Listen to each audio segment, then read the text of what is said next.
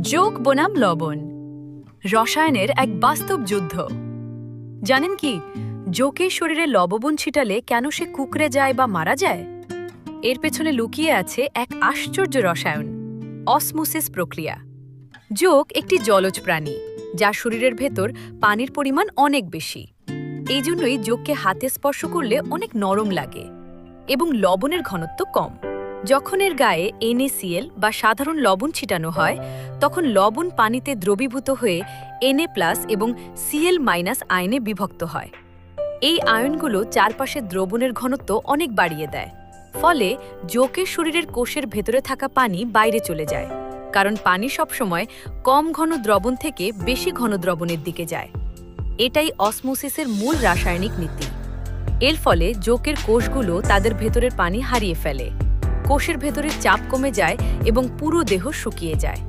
শেষ পর্যন্ত কোষগুলো সংকুচিত হয়ে ফেটে যায় আর যোগ মারা যায়।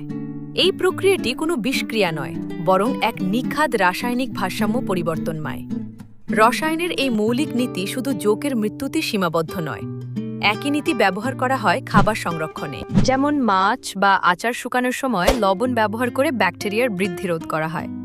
তাই দেখা যায় লবণ শুধু রান্নাঘরের উপাদান নয়, এটি জীববিজ্ঞান ও রসায়নের এক গুরুত্বপূর্ণ উপাদান, যা প্রকৃতির ভারসাম্য ও জীবনের রসায়ন বোঝাতে সাহায্য করে।